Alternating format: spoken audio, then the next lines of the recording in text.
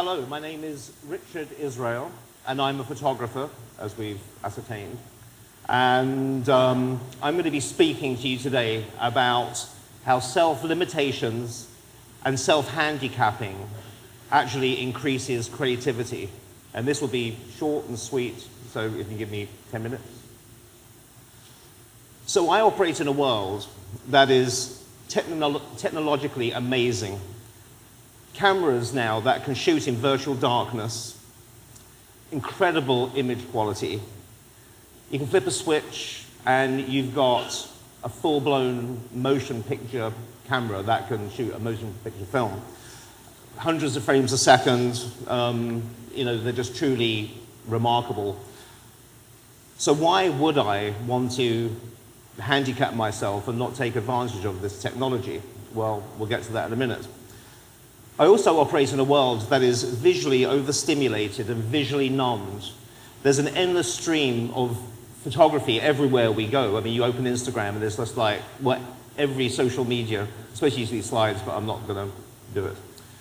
So we are bombarded with images of dogs, cats, people's lattes, their new shoes, their seemingly perfect lives.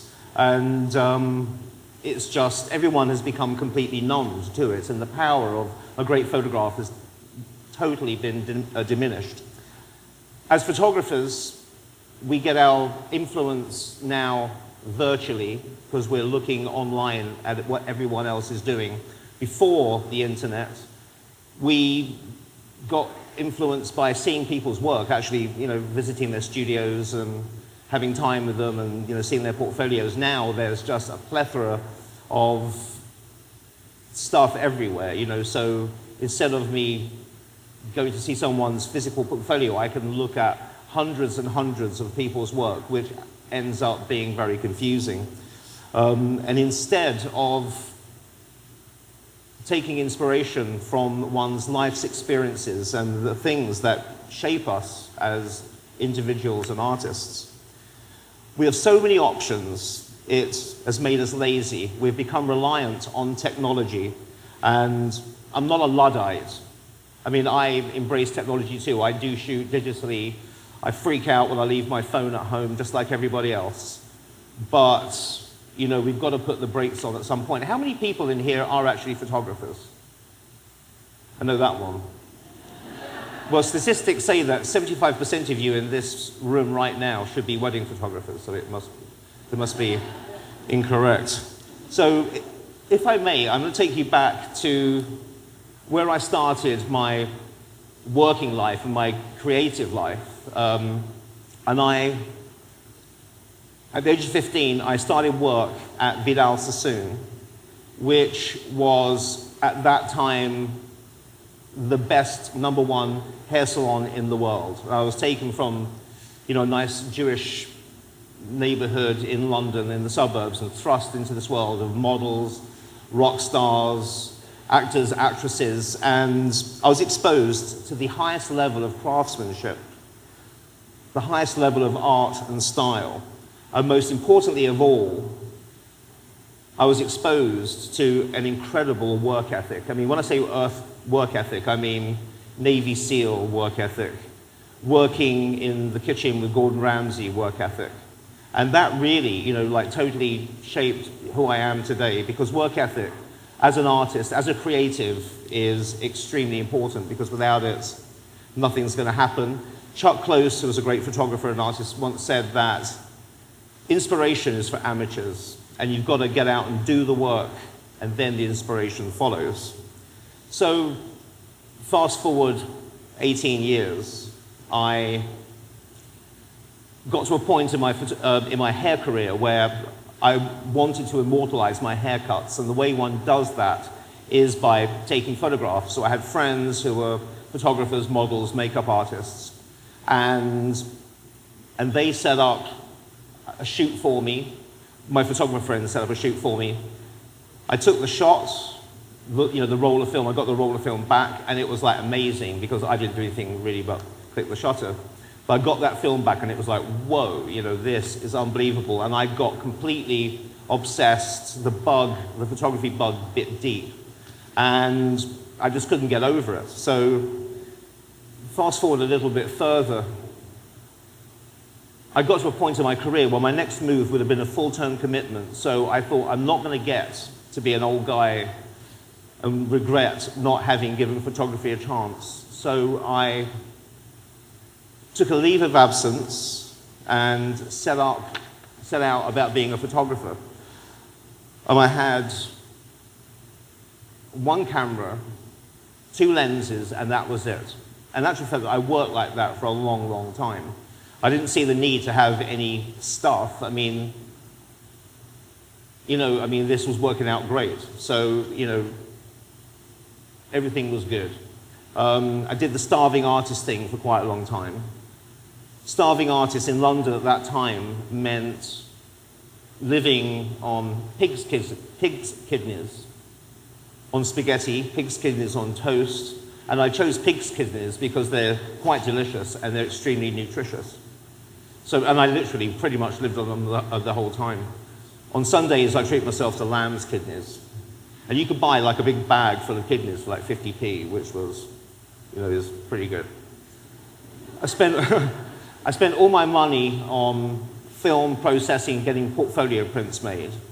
I used to steal toilet papers and soaps out of pubs, and always had money for beer, so that's always interesting how that works.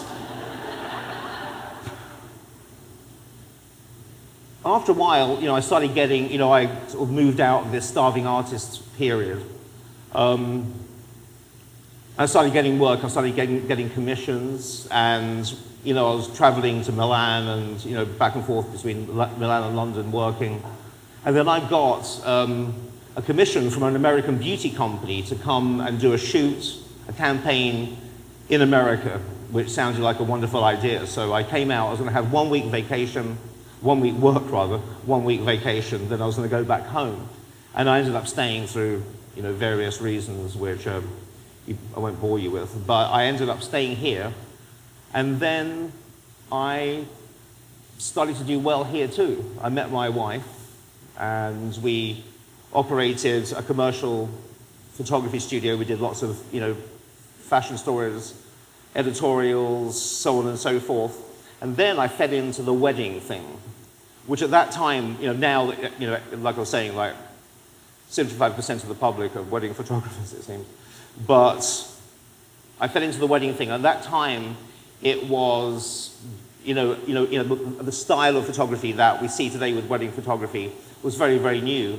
And I also met a lady who was like pioneering that style of photography here in Charlotte, who is Deborah, wherever she is. There she is. There she is.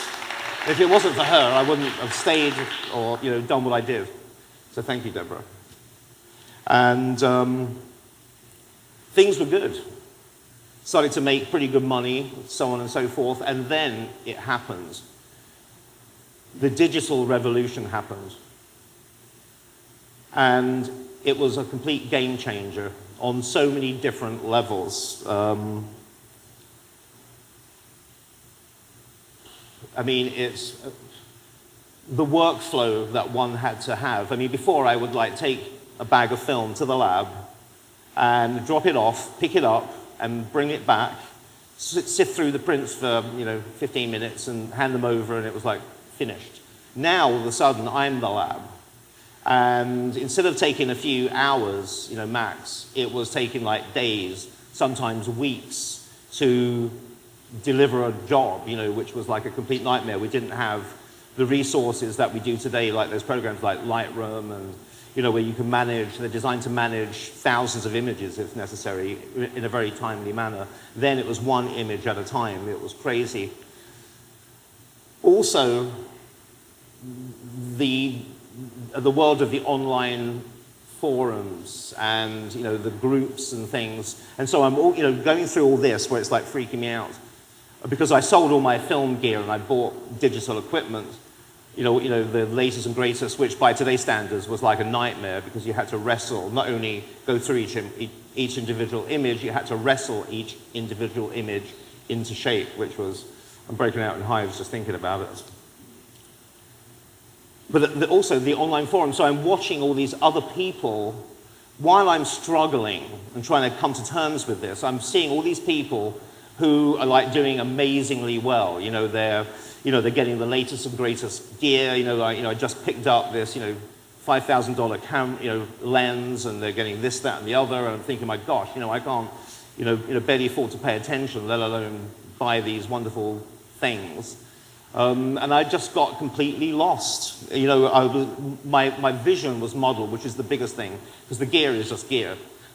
But my vision was modeled, and I lost my vision. The way I saw the world is how I shot my photographs, regardless of the subject. I mean, my worldview is what comes out on the finished photograph. And that was gone. I was playing with all these Photoshop actions and doing all these stupid, ridiculous things, which I would show examples of, but some of my former clients might be in the audience, and it wouldn't be good.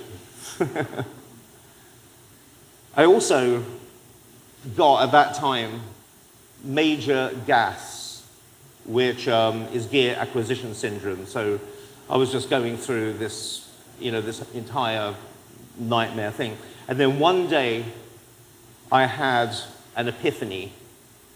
I was sitting, cleaning my garage, and I was just, sorting things out, and I came across this box full of darkroom prints that I used to do in the darkroom with my film cameras, and it was like the light went off, or went on, whichever way you want to look at it.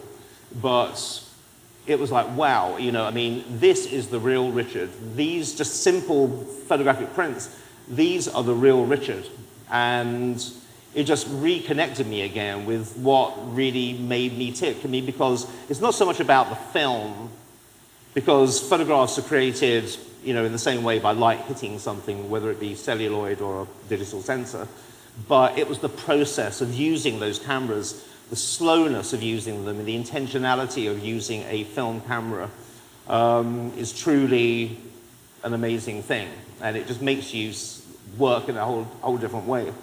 And then I started, instead of getting inspiration from other photographers, I was getting inspiration from other, many other artists and creators, but people like Paul Smith, people like Marco Pierre White, people who were just doing other things, but they were marching to the beat of their own drum.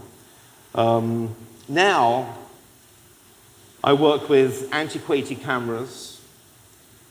I work with cameras that are charmingly unreliable, and they have returned me back to the Richard that always loved photography, and brought me back to where I am today.